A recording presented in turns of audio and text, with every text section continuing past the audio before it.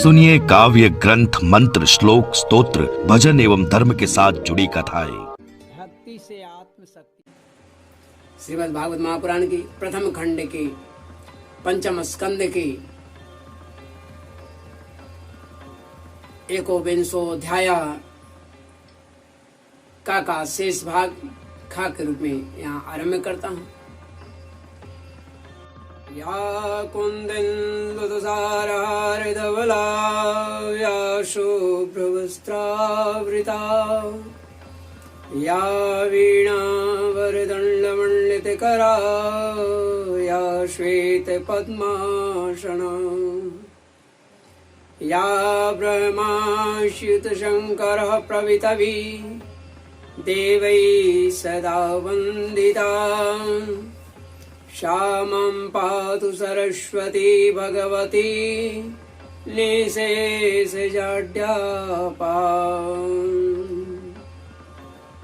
ॐ हरि ओम हरि ओम हरि ओम। करारविन्देन पदारविन्दम् मुखारविन्देन विनिवेशयन्तम् वटस्य पत्रपुटे शयानं श्रीबालमुकुन्दं मनसा स्मरामि। उनकी स्तुति करते हैं। अब मंत्र है ओम नमो भगवते उपशमशीलाय उपरतानात्मयाय नमो किंचन वित्ताय ऋषिऋषभाय नरनारायणाय परमहंस परम गुरुवे आत्मरामाधिपते नमो नमः इति। तो वे स्तुति करते हैं ओंकार स्वरूप अहंकार से रहित निर्धनों के धन शांत स्वभाव ऋषि प्रवर भगवान नर नारायण को नमस्कार है। वे परमहंसों के परम गुरु और आत्मारामों के अधीश्वर हैं, उन्हें बारंबार नमस्कार है। ऐसा वे गाते हैं।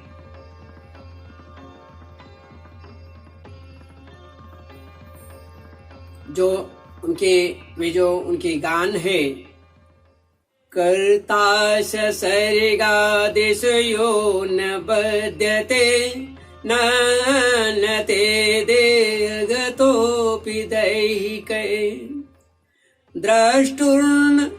द्रष्टुर्न दुर्दृग्यस्य गुणैर्विदुष्यते तस्मै नमो सत्विविक्त साक्षिणे इदं हि योगेश्वर योगनिपुणं हिरण्यगर्भो भगवान् जगादयत् यदन्तकाले त्वयि निर्गुणे मनो भक्त्या दधितोज्झितदुष्कलेवरो।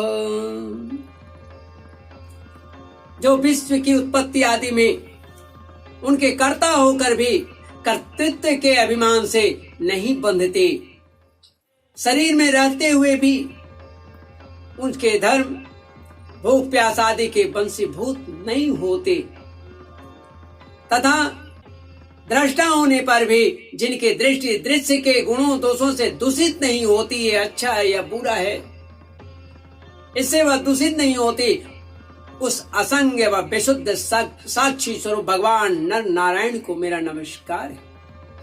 हे योगेश्वर, हिरण्यगर्भ भगवान ब्रह्मा ने योग साधन की सबसे बड़ी कुशलता यही बतलाई। यही बतलाई है कि मनुष्य अंतकाल में देहाभिमान को छोड़कर भक्ति पूर्वक आपके प्राकृत गुण रहित स्वरूप में अपना मन लगावे। लौकिक और पारलौकिक भोगों के लालची मूढ़ पुरुष जैसे पुत्र, स्त्री और धन की चिंता करके मौत से डरते हैं, उसी प्रकार यदि विद्वान को भी इस निंदनीय शरीर के छूटने का भय ही बना रहा तो उसका ज्ञान प्राप्ति के लिए किया हुआ सारा प्रयत्न, सारा श्रम बेकार है। केवल वह श्रम ही रह जाता है, मेहनत ही रह जाता है, उसका प्रतिफल कुछ नहीं। अतः अधोक्षज, आप हमें अपना स्वाभाविक प्रेम रूप भक्ति योग प्रदान कीजिए, जिससे कि प्रभु इस निंदनीय शरीर में आपकी माया के कारण बद्ध मूल हुए दुर्भेद्य अहंता ममता को हम तुरंत काट डाले या त्याग दें।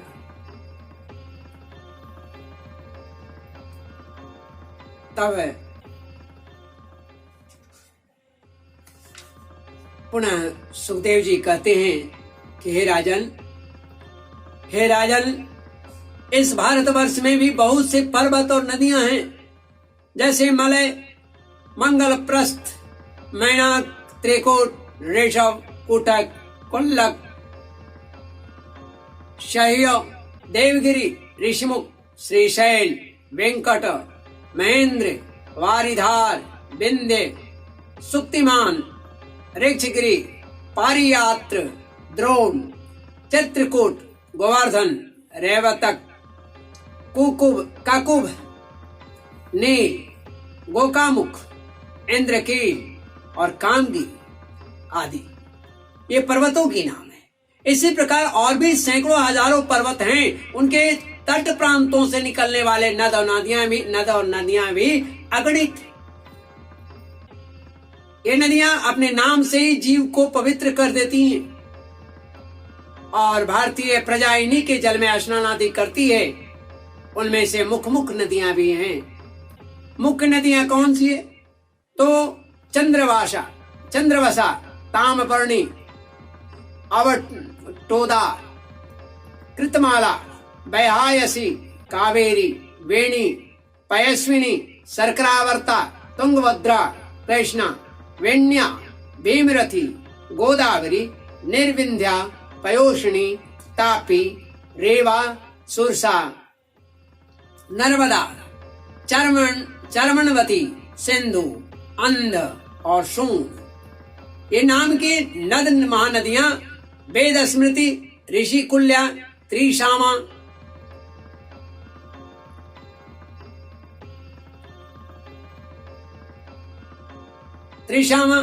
कौस्की, मंदाकिनी, यमुना, सरस्वती, त्रिशद्वती, गोमती, सरयू, रोधस्वती, सप्तवती, सुषमा, शतद्रु, चंद्रभागा, मरुदवृधा, वितस्ता, असिकनी और विश्वा ये जो है महानदी के रूप में है।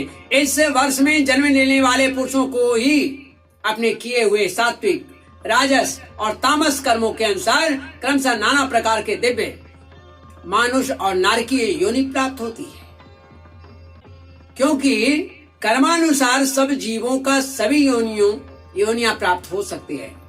इसी वर्ष में अपने अपने वर्णों के लिए नियत किए हुए धर्मों का विधिवत अनुष्ठान करने से मोक्ष तक की प्राप्ति हो सकती है, और अगर पाप करे तो उसका कल्याण भी उसी तरह होगा।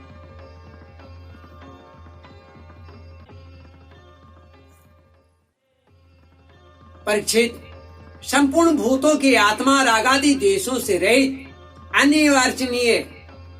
अनिर्वचनीय निराधार परमात्मा भगवान वासुदेव में अनन्य एवं अहेतुक भक्ति भाव ही यह मोक्ष पद है। यह भक्ति भाव तभी प्राप्त होता है जब अनेक प्रकार की गतियों को प्रकट करने वाले अविद्या रूप हृदय की ग्रंथि कट जाता है। यह कट जाने पर भगवान के प्रेमी भक्तों का जब संग मिलने लगता है, संग मिलता है।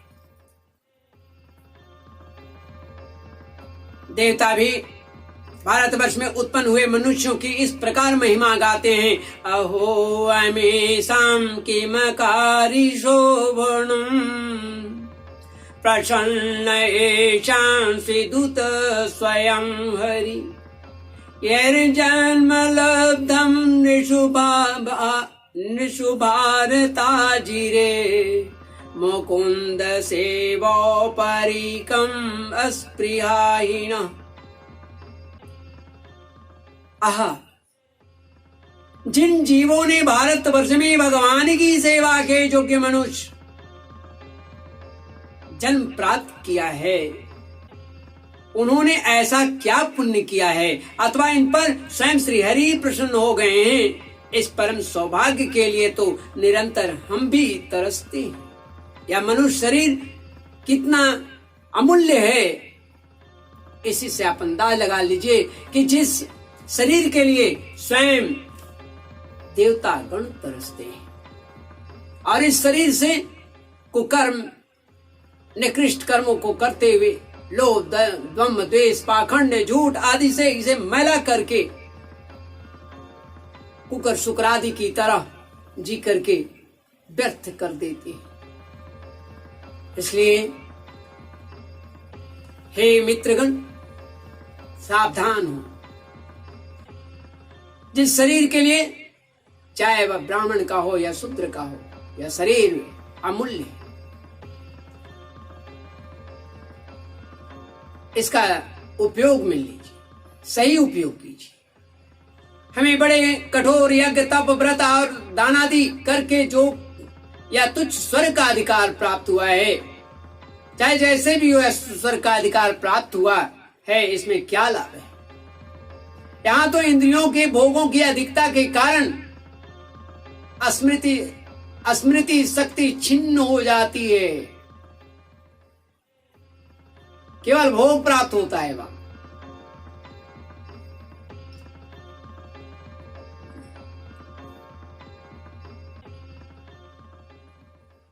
छिन जाती है। अतः कभी श्री नारायण के चरण कमलों की स्तुति ही स्मृति ही नहीं होती।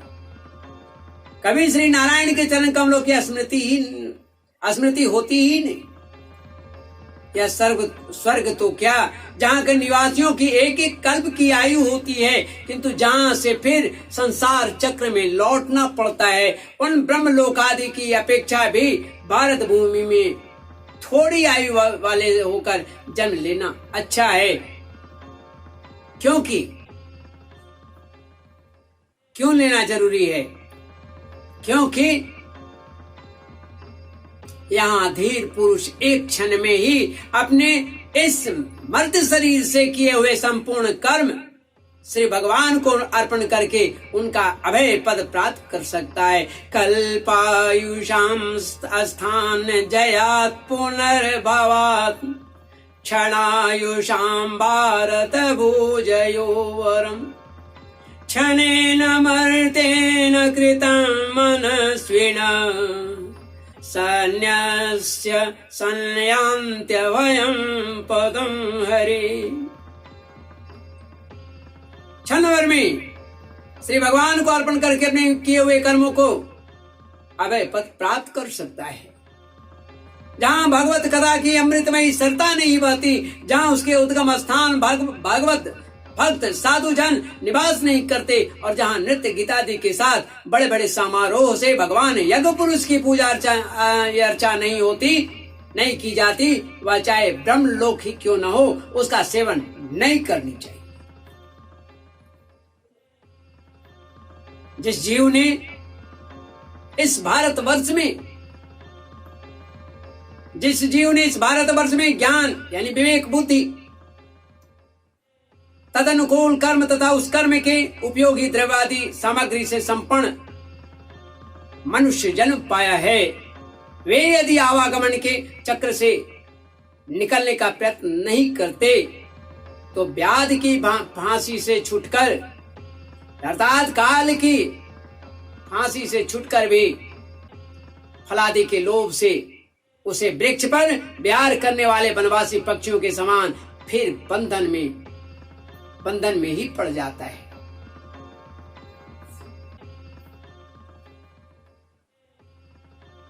अहो, इन भारतवासियों का कैसा सौभाग्य है। देखिए देवता कैसे तरस रहे हैं मनुष्य शरीर के लिए। अहो, इस भारतवासियों का कैसा सौभाग्य है जब ये यज्ञ में भिन्न भिन्न देवताओं के उद्देश्य से अलग अलग भाग रखकर विविध मंत्र और द्रव्यादि के योग से श्रद्धा पूर्वक उन्हें हवि प्रदान करते हैं। श्रद्धा पूर्वक उन्हें जब हवि प्रदान करते हैं तब इस प्रकार इंद्रादि भिन्न भिन्न नामों से पुकारे जाने वाले, संपूर्ण कामनाओं के पूर्ण करने वाले और स्वयं पूर्ण काम जो श्री हरि हैं, वही प्रसन्न होकर उस हवि को ग्रहण कर लेते हैं। बोलिए श्री लक्ष्मी नारायण भगवान की जय। सत्यं दिसत्यर्थितमर्थितोर्णिणां नैवाथ दोयत् पुनरर्थितायतः स्वयं विद्यते भजतामनिच्छता मेच्छापिदानं निजपाद पल्लवम्। यह ठीक है कि भगवान सकाम पुरुषों के मांगने पर उन्हें अभिष्ट पदार्थ दे देते हैं, किंतु यह भगवान का वास्तविक दान नहीं है, क्योंकि उन वस्तुओं को पा लेने पर भी मनुष्य के मन में पुनः कामना जागृत रहती है, संतुष्ट होता ही नहीं। इसके विपरीत जो उनका निष्काम भाव से भजन करते हैं, उन्हें तो वे साक्षात अपने चरण कमल ही दे देते हैं। वे अपने चरण कमल ही दे देते हैं। बोलिए श्री लक्ष्मी नारायण भगवान की जय। जो अन्य समस्त इच्छाओं को समाप्त कर देने वाला होता है। अतः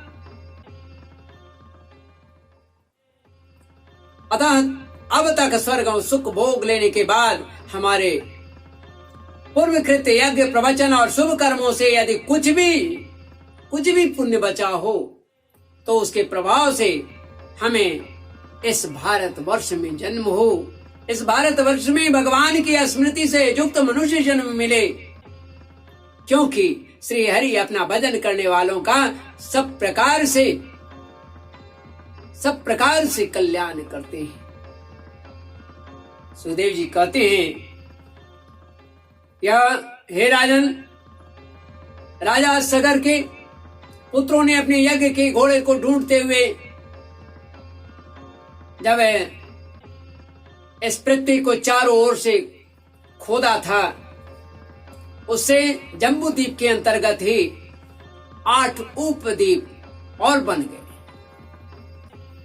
ऐसा कुछ लोगों का कथन है। वे कौन? वे स्वर्णप्रस्थ, चंद्र शुक्ल, आवर्तन, रमनक, मंदर, हरिण, पांचजन्य, सिंहल और लंका है। यही 8 द्वीप है। हे भरत श्रेष्ठ, इस प्रकार जैसा मैंने गुरुमुख से सुना था, ठीक वैसा ही तुम्हें यह जम्बूद्वीप के वर्षों का विभाग सुना दिया।